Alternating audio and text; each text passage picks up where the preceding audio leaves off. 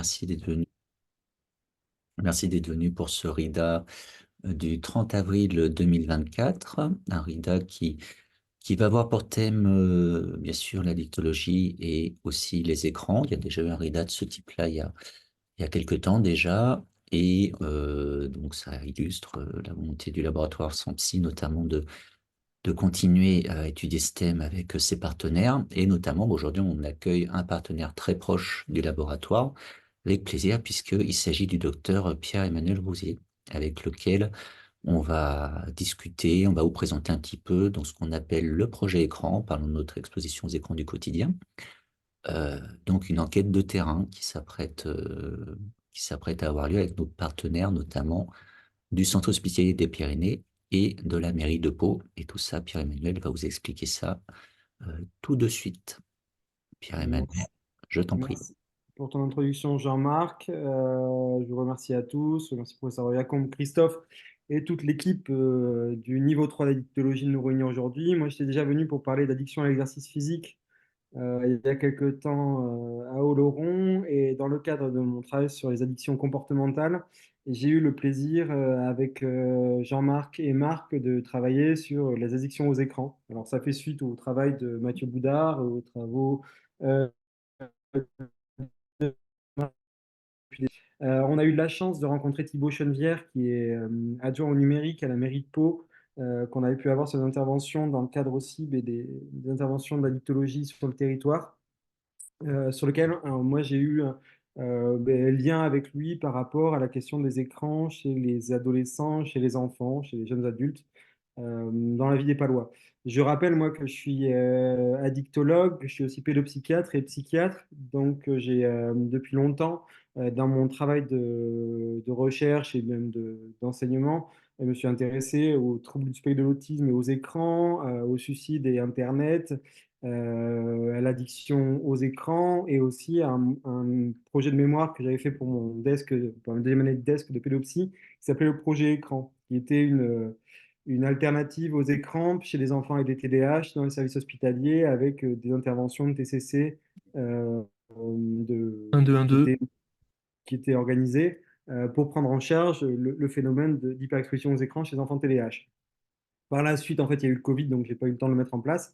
Et est venue une discussion, la capacité de remettre en place l'enquête qui avait été faite à Martignas-Sanjal par le labo, de la mettre en place sur une autre dimension à Pau, dans la ville où j'exerce actuellement au CHP, en lien avec la mairie de Pau, avec le labo, l'université et mon centre hospitalier.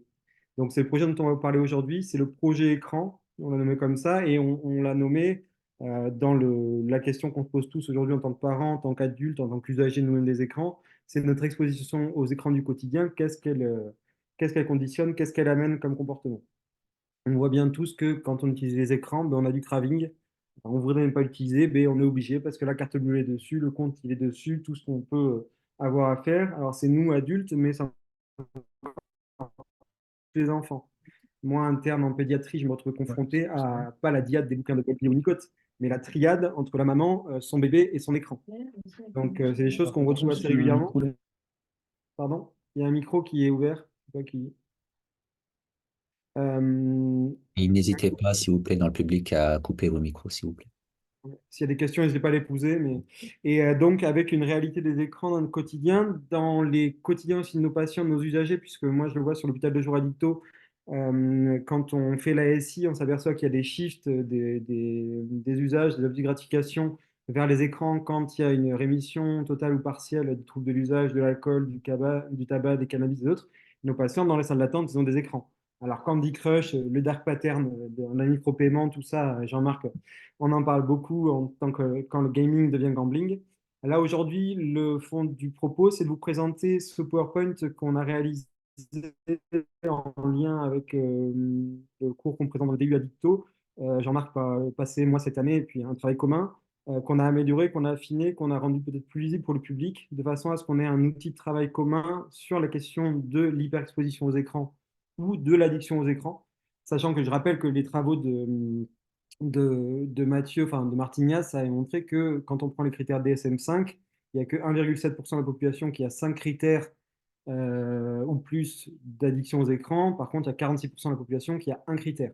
Et que ce critère, possiblement, on verra sur l'étude qu'on va mener là, possiblement ce critère, c'est le craving, ce besoin irrépressible de faire usage de l'écran alors qu'on ne le veut pas. Donc voilà le projet écran, voilà un petit peu la vignette, le logo, un petit personnage qui sort tranquillement des écrans parce qu'on ne veut pas être stigmatisant et dans quelque chose d'inquiétant. On va tous s'en sortir comme on l'a fait avec la RDRD avant. On va aider les patients à pouvoir identifier plus facilement les symptômes et mettre les choses en place. Aujourd'hui, parce que c'est aujourd'hui qu'il y a le rendu du rapport de la commission d'Amin Benhamina à Monsieur le Président par rapport à ça. Donc c'est raccord, c'est bien, c'est là-bas. Projet écran, donc parlons de l'exposition aux écrans du quotidien. La base, c'est quand même tout travail sur les addictions comportementales, notamment en 2024. Donc, la question, moi, ce que j'avais voulu faire figurer, c'est le fait que les écrans, c'est des rayonnements. Faire écran de quelque chose, c'est s'interposer entre quelque chose et autre chose, donc potentiellement s'interposer entre le craving, et qu'on est tous là-dedans dans cette génération. On ne va pas faire de l'adultomorphisme ou devenir des vieux cons.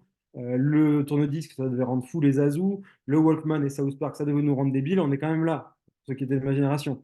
Donc, faire attention aussi avec des évolutions et la science. La science, c'est aussi un marteau. Marteau, on peut planter des clous, on peut casser des têtes. Ou avec un téléphone ou avec un ordinateur, on peut faire plein de choses. D'accord? Donc, c'est aussi comment on identifie ça. Comme avec de la coke, de la MDMA, du tabac, de l'alcool, on peut passer une soirée, avoir une consommation si ça nous intéresse, mais on peut aussi perdre le contrôle et faire n'importe quoi. Pierre Palmade, le premier. Donc, les addictions comportementales, c'est d'abord comprendre l'addiction. L'addiction, la question, c'est vraiment la question de la pieuvre importée par les enseignements universitaires, c'est-à-dire que l'addiction, elle a plusieurs bras. Autant le bras téléphone que le bras alcool, que le bras tabac, que le bras exercice physique, que le bras des différents. On le sait aujourd'hui dans nos pratiques, on a des shifts. Un patient, il faut prendre l'addiction globalement et pas juste un des objets de gratification. L'addiction, elle se base sur le plan étymologique de adicere, donc initialement dit a, le fait que les esclaves romains n'avaient pas de nom propre et étaient désignés par leur appartenance à leur maître. L'addiction, ça renvoie quand même à une absence d'individualité, d'indépendance. Ça a servi longtemps à désigner les actes sociaux à caractère juridique. Du côté de la faute morale, religieuse, du vice, on est aussi dans la société platonicienne, depuis la société platonicienne, dans le mythe du contrôle de soi, du stoïcisme, de la tempérance. Quand on veut, on peut. Hein, c'est tout confronté en thérapie cognitivo-comportementale, en thérapie basée sur l'estime de soi, nous on le voit au quotidien. Le patient qui a une addiction, ça s'oppose à la figure du débauché, hein, le contrôle de soi, le stoïcisme. La question des interdits sociétaux, du satire, des premières images de la psychiatrie, de l'accueil du brigand, du manant, du fou, de l'accueil de l'indigent. D'abord la prise en charge judiciaire, puis la prise en charge religieuse, hein, puisque la prise en charge addictologique, toxicologique, elle était très liée à l'aspect religieux. Et donc, on est passé sur les 30 dernières années d'une prise en charge médicale toxicologique, alcoologie, pneumologie, toxicologie, à une prise en charge addictologique basée sur un symptôme central qui est le craving. Pardon. On a différentes formes d'addiction comportementale, dites aussi addiction sans produit. Donc, ces addictions au jeu d'argent, je renvoie à Jean-Marc et à son travail avec Casino Partouche il y a quelques années. L'addiction au sexe ou le sexe qu'on voit actuellement, l'addiction à la pornographie, l'addiction à l'exercice physique, l'addiction aux écrans, l'addiction aux jeux vidéo, l'addiction à l'alimentation, l'addiction au travail et d'autres types d'addictions qu'on peut retrouver, de type addiction à l'imitation qu'on retrouve de façon un peu plus isolée. Mais on a quand même des éléments aujourd'hui scientifiques, des éléments de nosographie pour les différents types d'addictions et c'est intéressant de pouvoir aussi valoriser ça auprès du public. Il y a des modalités d'usage qu'on sait maintenant importantes. Alors avant, on était dans les modèles catégoriels, maintenant c'est les modèles dimensionnels. On sait qu'on a un usage simple, un usage problématique et l'addiction légère, modérée à sévère. L'usage simple, c'est comme nous tous, on peut avoir différents cercles de vie, le travail, le loisir, l'alimentation, le sport ou les habitudes familiales, et boire de temps en temps un coup de pinard. Mais le coup de pinard, on n'a pas de centration cognitive là-dessus, et il n'impacte pas les différents cercles de vie. L'usage problématique, on pourrait imaginer, c'est à partir du moment où l'usage de l'objet de gratification devient plus important, commence à recouvrir les différents cercles, commence à avoir des dommages. Par contre, l'addiction, c'est vraiment quand la centration cognitive sur l'objet de gratification est extrêmement importante, que les conséquences deviennent importantes et que ça recouvre tout le reste. Donc c'est vraiment ces images-là qu'on essaye de donner. Enfin, la diapo, il faut qu'elle soit finie, mais c'est aussi comment représenter le fait que la différence entre exposition pathologique, usage simple, usage problématique et addiction, c'est aussi à quel point l'objet devient central dans la vie du patient. On a, comme on le disait, des niveaux différents, mais on y arrive vite, puisque c'est 2 à 3 critères. Sevrol c'est la traduction du DSM, several critères, ça fait 2 ou 3, c'est déjà un trouble de l'usage léger et on y arrive vite. Quand on regarde dans les écrans, on y arrive très vite. Trouble modéré, alors moins parce que c'est 5, c'est une addiction comportementale, mais si on regardait le DSM-5 reporté avec les critères de l'alcool, on pourrait y arriver assez rapidement. Les troubles de l'usage modéré, 4 ou 5 critères, des troubles sévères à partir de 5 critères. Donc on a aussi une gradation vers la sévérité qui est rapide dans l'addiction, on le sait, on le voit au quotidien. Et je pense que aussi les usagers par rapport aux écrans s'en aperçoivent au quotidien et que le fait de pouvoir un travail de RDRD, travailler sur l'insight, travailler sur le craving, sur le fait qu'il y a des problématiques, mais qui ne sont pas juste l'écran, qui sont qu'est-ce qu'on fait au travers de l'écran. Est-ce que c'est de la cyberaddiction? Est-ce que c'est du sexe? Est-ce que c'est du chatting? Est-ce que c'est... Et ça, c'est vraiment le travail qu'on doit faire derrière l'écran, que représente l'écran pour les usages. Qu'est-ce que c'est l'addiction? On renvoie à Amine, on renvoie à Laurent Carilla, les 5 C, la perte de contrôle, le craving, l'activité compulsive, l'usage continu, malgré les conséquences négatives connues. L'addiction, c'est donc 5 C. Là-dedans, il y a la notion vraiment de perte de contrôle, la notion de craving, la notion d'usage continu, les conséquences qu'on retrouve et qui fait un message assez simple pour les gens. Et le craving qui est en bonne place. L'addiction, donc c'est la perte de contrôle d'un objet, substance psychoactive ou comportement qui était une source de gratification à l'origine. C'est une conduite reposant sur une envie répétée et irrépressible. Donc hashtag craving. Envie, je l'ai mis entre guillemets à dessein parce que c'est pas vraiment une envie, on en reparle par la suite. Et l'OMS en 2010 nous dit que c'est un état de dépendance périodique chronique à des substances ou à des comportements. C'est donc une affection cérébrale chronique, récidivante, caractérisée par la recherche et l'usage compulsif. J'ai pas le pardon. Bandeau. Merde, désolé. Je suis en train de faire du contre-teasing. Ah, mon bandeau. À l'usage compulsif de comportement malgré la connaissance des conséquences nocives. On a des schémas qu'on peut retrouver assez simples, après à voir si on valide tous ensemble. Entre le premier usage où il peut déjà exister des dommages et on peut avoir un arrêt, il peut y avoir la mise en place en fonction des renforcements positifs et des renforcements négatifs d'usage problématique, un usage répété où là aussi peut exister des dommages et là aussi peut avoir l'arrêt. Mais cet usage simple ou problématique, il est modulable et contextuel. Et par contre, quand on passe dans l'addiction, donc dans un phénomène d'usage autonome et indépendant du contexte, une maladie neurologique chronique, c'est le craving qui est le maître mot entre le passage entre l'usage problématique et l'addiction, avec le fait que l'usage compulsif, l'accumulation des dommages peut être amené à un arrêt qui s'appelle le sevrage avec une volonté de rémission ou d'abstinence, mais que le craving va entraîner les rechutes. De façon assez simple, assez visuelle de tout ce qu'on fait depuis des années, de l'amélioration entre. Là, on n'a pas mis de cues, on n'a pas mis les conséquences, on n'a pas mis. Enfin, voilà, on a aussi essayé d'identifier la question des usages simples pour tout le monde, notamment pour les écrans. Donc voilà un type de schéma qu'on pourra avoir par rapport à ça et qui va être un peu plus clair par la suite. Donc ce craving qui est central. Vous avez toujours le partage ou pas, Jean-Marc? Non, on n'a plus le partage, Pierre-Emmanuel. C'est mon Zoom qui a bugué. Désolé. Hop. C'est bon? C'est bon. Donc, ce schéma-là, pour expliquer. Le craving, entité centrale transnosographique, symptôme subjectif pour le patient, c'est l'envie irrépressible de faire usage d'une gratification alors qu'on ne le veut pas. C'est ce qu'on voit souvent le soir quand on va à la maison, qu'on se dit je vais manger qu'un carré de chocolat sur cette plaquette et que 5 minutes après, on froisse honteusement et de façon coupable ce papier d'aluminium pour le jeter dans la poubelle, se disant c'est la dernière fois. On le vit tous, c'est quelque chose qu'on peut évaluer entre 0 et 10, entre je veux et j'ai eu le comportement. C'est un aspect conscient, contraint qui reflète la perte de contrôle, orienté sur l'objet d'addiction. C'est un phénomène durable sur plusieurs années, à différence de manifestations du sevrage, et il est fluctuant dans le temps. Le plaisir, c'est beaucoup parler de neurobiologie de la récompense. La récompense, c'est quoi? Ben, si vous allez à Disneyland, que vous bossez, que vous faites du sexe, vous avez un petit peu de dopamine dans le temps. Par contre, si vous rencontrez, et ça va avoir un seuil de génération, d'expression de plaisir, les dopamines, d'hédonie dans votre système nerveux qui va faire les plaisirs du quotidien. Par contre, si vous bouffez une grosse pizza ou un gros KFC en tapant des traces de coke et en ayant des relations sexuelles avec 12 trans LGBT, ben, là-dedans, vous risquez de vous retrouver dans une surexpression de dopamine, surexpression du plaisir, avec ce qu'on retrouve comme question depuis des années, de l'élévation de ce seuil de déclenchement du plaisir. Et est-ce que c'est de l'envie ou est-ce que c'est du craving? La réponse est que c'est du craving par rapport à des phénomènes neurobiologiques. Quand on regarde nos amis les souris qu'on a souvent utilisés en labo, Jack, on lui propose un dispositif électrique qui stimule directement le circuit de récompense de son cerveau. On observe son comportement, mais en présence d'une nourriture ou d'une femelle. Et ben Jack, il va appuyer 100 appuis par minute, 6000 par heure, et il va mourir de faim et d'épuisement à force d'appui compulsif sur la pédale, juste pour avoir du plaisir, parce qu'il peut s'envoyer des charges de plaisir. Le reste, ça l'intéresse plus. C'est ce qu'on retrouve dans l'aspect du phénomène d'addiction, de perte de contrôle, notamment au niveau du circuit de la récompense, système de récompense qui est un système complexe au niveau neurocérébral, qui associe autant des aires conscientes que des aires automatiques, et c'est essentiellement lié à un phénomène monoaminergique autour de la dopamine. On sait très bien que le cerveau d'une personne addicte versus une personne non addicte, on va avoir des différences dans les mécanismes neurobiologiques, neurophysiologiques, neuropsychologiques d'organisation de la mémoire, du contrôle, de la récompense et de la conduite, qui va faire que la personne addicte, à l'insu de son plein gré, elle va avoir un comportement puisqu'elle n'a plus les rétrocontrôles habituellement sur les différentes zones. Ça, c'est des données qui sont prouvées, qui sont démontrées depuis des années.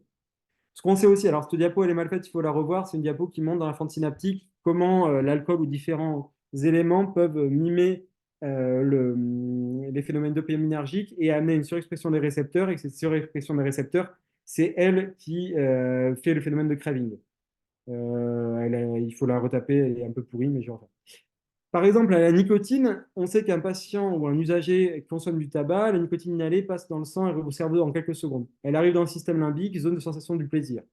La nicotine, ça reproduit l'effet de l'acétylcholine, ça provoque la libération de dopamine et engendre un épisode de plaisir. Mais au fil du temps, avec les apports de répétés de nicotine, ce circuit de récompense s'épuise, des doses plus importantes sont nécessaires pour l'activer. Ces phénomènes de tolérance et de sevrage, de neuroadaptation, qui ne sont pas essentiels, qui sont périphériques dans la question des addictions, là où le craving est vraiment central. Le craving, c'est un phénomène neurobiologique, neuropsychologique essentiel à pouvoir prendre en charge. Après cette brève introduction des addictions comportementales et des phénomènes neurobiologiques, je vous parlais des écrans numériques aujourd'hui. Qu'est-ce que c'est dans le quotidien les écrans? C'est la télévision, l'ordinateur, le smartphone, la console de jeu, le cinéma ou la tablette. Oui, c'est bon, Christophe. On sait qu'au sein du foyer, aujourd'hui, on a 5,6 écrans. Que le smartphone est en train, entre 2019 et 2022, il a pris 6% de part d'occupation au détriment de la télé qui diminue, au détriment de l'ordinateur qui reste à peu près stable. Donc, les smartphones sont de plus en plus présents dans la vie des foyers. Quand on regarde les études récentes, il y en a plein, les enfants de 2 ans, ils passeraient 56 minutes devant les écrans. Les enfants de 3 ans et demi passeraient 1h20, les enfants de 5 ans et demi passeraient 1h34. Il y a plein de chiffres, mais c'est quand même un temps important sur une journée de 24 heures. On sait qu'en France, les enfants ils disposent de leur premier smartphone en moyenne âge de 10 ans, dans un sens sécuritaire, c'est qu'il est offert par les parents dans le but de pouvoir joindre et être joint par leur enfant à tout instant. On n'a plus les enfants, oui, tu pars samedi soir chez ta copine, je veux avoir ses parents au téléphone. Non, on peut joindre notre enfant en permanence. Ça nous rassure. Et un hyper-usage au quotidien, pour nous comme pour nos enfants, avec des enfants en âge scolaire sollicités pour utiliser les médias digitaux à la maison et à l'école, évolution de l'usage de ces médias avec l'âge, Parcoursup, Pronote, les mails, les WhatsApp, les boucles, et évolution vers un hyper-usage des réseaux avec YouTube, les réseaux sociaux, le web, les événements en ligne maintenant. Je rappelle que Squeezie, pour son championnat de Formule 2 à la con, avec plein d'influenceurs, c'est 6 millions de personnes en live. Et que des événements comme World of Warcraft, comme LoL, comme des événements de e-sport, ça réunit des foules assez importantes. Les médias de communication aujourd'hui sont très nombreux, ils ne sont pas forcément connus. Ça peut autant être les médias de publication comme les plateformes de blog, les wikis, les journaux citoyens, les réseaux sociaux généralistes ou de niche, les univers virtuels, Second Life Metaverse, les outils de partage de vidéos, de photos, musique, les outils de micro-publication comme le plus connu anciennement Twitter, X, Facebook, LinkedIn et leurs dérivés, les plateformes de jeux massivement multijoueurs, de MMO qui sont aussi des lieux de communication, les outils de discussion, les plateformes de livecast et la pornographie en ligne. Je vous rappelle quand même les phénomènes mime, OnlyFans, des choses comme ça qui sont apparues dernièrement, qui sont assez inquiétantes aussi dans ce que ça a de la question des relations sexuelles et des relations sexuelles tarifées. Qu'est-ce que l'addiction aux écrans plus précisément?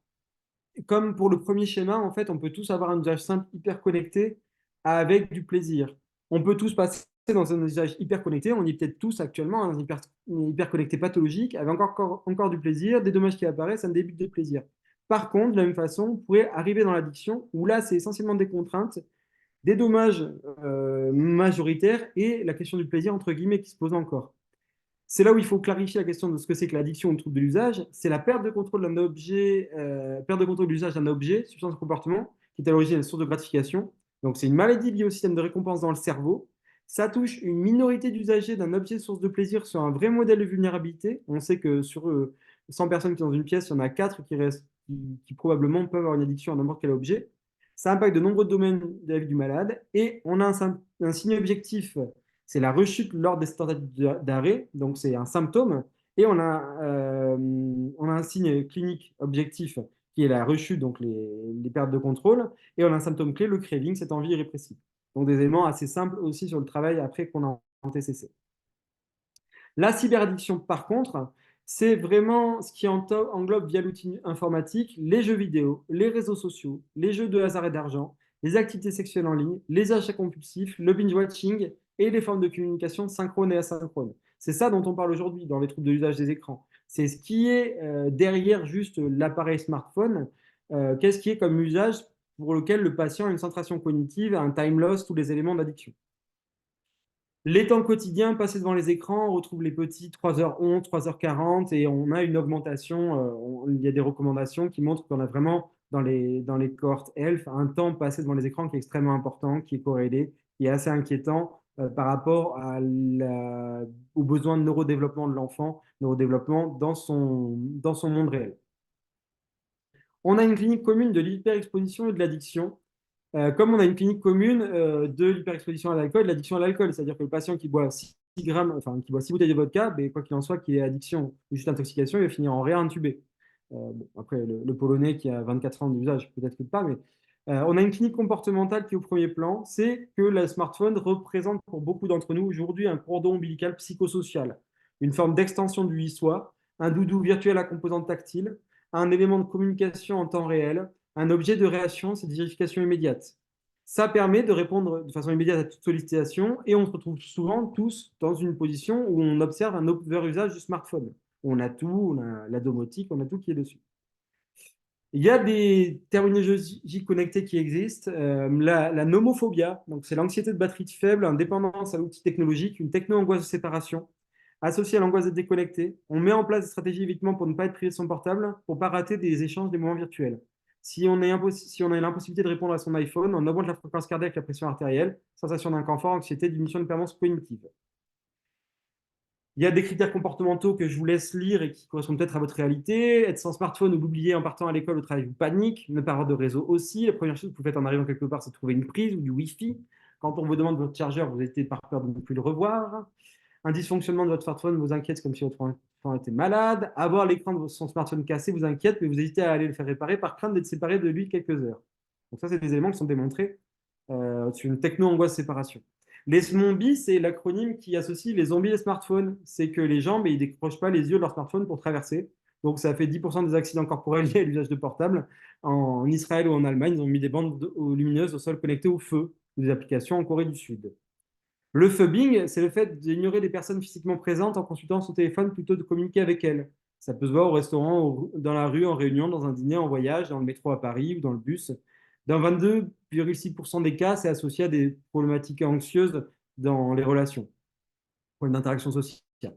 Le sleephoning, c'est le fait de dormir avec son smartphone en mode veille. On s'endort avec son smartphone à cause de l'oreiller, on gère ses insomnies avec, on a une architecture du sommeil perturbée. Et on le met en mode avion en croyant qu'on est un avion, mais on n'est pas des avions. Le mode avion, c'est pas pour vous. Le téléphone, il faut l'éteindre. L'atasagoraphobie, c'est le besoin en permanence d'être assuré de l'affection portée par les amis, par des likes WhatsApp, des retweets, des commentaires sur les réseaux sociaux. On sait que chez ces patients-là, ça peut, chez les adolescents, dans le cadre de harcèlement ou dans le cadre de nouvelles formes de harcèlement, ça peut induire du stress, de l'interprétation, des symptômes neurovégétatifs, et c'est souvent associé à une estime de soi faible, une immaturité affective et un abandonnisme. On sait par contre depuis quelques temps qu'il y a un pouvoir addictogène des réseaux sociaux, puisqu'il a été authentiquement identifié une addiction aux réseaux sociaux dans le cas de Facebook, avec des motifs de participation qui ont été analysés, partage d'intérêt, besoin d'appartenance, besoin d'augmenter sa visibilité sociale. Le maître mot d'un réseau social virtuel sur Internet, c'est l'exposition et l'exhibition de soi-même. Moi, je parlais il y a quelques temps, j'avais fait un mémoire sur la société de l'extimité et pas de l'intimité, quand on n'est plus envoyer un courrier, une relation épistolaire à Janine. Ah, Janine, tu me manques en ce dimanche. Non, maintenant, c'est du tu ken, on se voit, des trucs comme ça. C'est dans l'immédiateté et c'est dans ce qui est vu.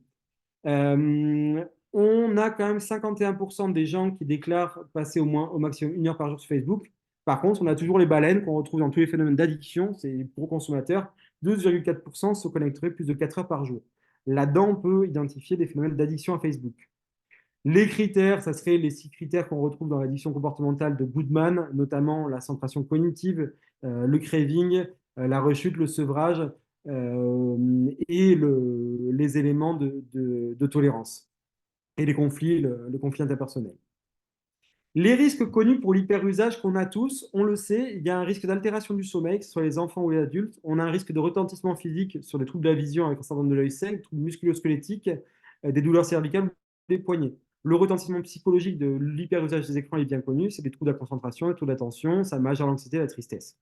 On a des risques connus, accidents de la route, hein, c'est sûr que ça majeure quand même.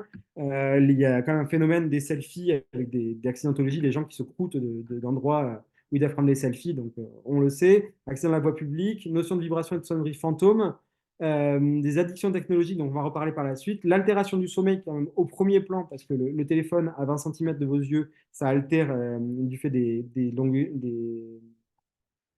ondes bleues, ça altère l'architecture de votre mélatonine et de votre sommeil. Des retentissements physiques, des retentissements psychologiques. Les retentissements physiques, c'est essentiellement sédentarité. Sûr que si vous passez 12 heures par jour sur votre fondement, ben, vous n'allez pas avoir une bonne capacité cardiovasculaire et de ventilation. Et les retentissements psychologiques, ben, c'est aussi lié au phénomène auquel vous êtes exposé et au contenu. La question, c'est est-ce que c'est addiction, trouble de l'usage de l'écran, hyperexposition? Si on fait un simple calcul, quelqu'un qui fume 10 clopes par jour pendant 30 ans, ben, ça fait quand même pas mal de clopes au bout des 30 ans. Si on regarde aujourd'hui, si vous passez 56 heures par semaine devant un écran, 20 heures pour le travail, enfin, si vous avez 56 heures par semaine, 20 heures pour le travail, 36 heures pour les loisirs, dans votre vie, ça vous fera 122 jours dans l'année et 27 ans au cours de votre vie passés sur un écran. Donc, c'est nous tous, hein, quels que soient les écrans, au boulot, là aujourd'hui pendant la visio, il y a un côté un peu inception de parler des écrans sur des écrans. Bon, c'est tout l'intérêt aussi de la dictologie, de pouvoir parler de la vraie vie et pas juste des préconstruits. Par contre, on a cette hyperexposition qu'on vit tous. On a de l'autre côté, ce qui est important, vraiment le phénomène d'addiction, cette perte de contrôle d'usage d'un objet, cette maladie liée au système de récompense, avec un signe objectif, c'est la rechute, et un symptôme clé, le craving, cette envie irrépressible dont on a déjà parlé. Tout objet source de gratification dans les écrans, ça peut potentiellement donner lieu à des problèmes. Il y a une pratique excessive, hein, n'importe qui boit 4 bouteilles de vodka d'un coup, ben, il va se retrouver en réa, qu'il ait une addiction ou pas. Tous les âgés peuvent être concernés. Là, on a des conseils d'usage et de régulation. Évite de boire 4 bouteilles de vodka en 2 heures, ça évitera d'avoir d'intubé. Addiction, trouble de l'usage, c'est une maladie du système de récompense du cerveau. Ça concerne une minorité d'usagers avec un modèle de vulnérabilité individuelle qu'on connaît bien maintenant et ça requiert une prise en charge addictologique. Le trouble de l'usage des écrans, il a été défini d'après une adaptation des critères du DSM-5 pour le trouble d'usage des jeux vidéo sur Internet, l'Internet Gaming Disorder. Elle a été établie, cette addiction, comme une utilisation persistante et répétée des écrans, téléviseurs, ordinateurs, smartphones, tablettes, consoles et jeux vidéo, conduisant à une altération du fonctionnement, une détresse cliniquement significative. On peut aussi reparler des jeux vidéo en parlant très simplement de la base du gaming. Le gaming, c'est une boucle de gameplay. La personne dans le jeu vidéo a des signes, les signes lui annoncent un objectif, elle va remplir un challenge. En fonction de la réussite et de l'échec ou de l'échec de ce challenge, elle va avoir un feedback qui va ou pas lui apporter une récompense, qui va amener de nouveaux objectifs, qui va faire que ça va se répéter, que le jeu va être cool. On cite Sekiro qui était vachement bien par la suite, et le fait que les jeux vidéo, c'est quand même hyper intéressant et avec un vrai talent créatif et de scénarisation depuis des années. Par contre, le gaming, c'est pas le gambling. Le gambling, c'est le fait de risquer quelque chose de valeur dans l'espoir d'obtenir quelque chose d'une plus grande valeur. Quand vos enfants, actuellement, ils ont allé échanger 5 euros pour 643 buckets sur Fortnite et que 643 buckets donnera lieu à 10 tirages au sort sur des petites malles en roulette russe qui donnent lieu à avoir des armes de niveau rouge, violet ou machin suprême et tout, en fait, c'est du gambling. Ils parient sur un résultat. Et c'est ça qui est le phénomène actuel qu'on voit chez pas mal de gens qui ont une addiction aux écrans, où il y a une association du gambling, du gaming, du texting, de tous ces éléments-là au travers de l'écran. Ce qui fait qu'ils passent beaucoup de temps sur les écrans et qu'ils n'ont plus de limite dans l'hyperusage, sur les micro-paiements, sur les données, sur les données d'identité-vigilance, enfin, sur tous ces éléments-là.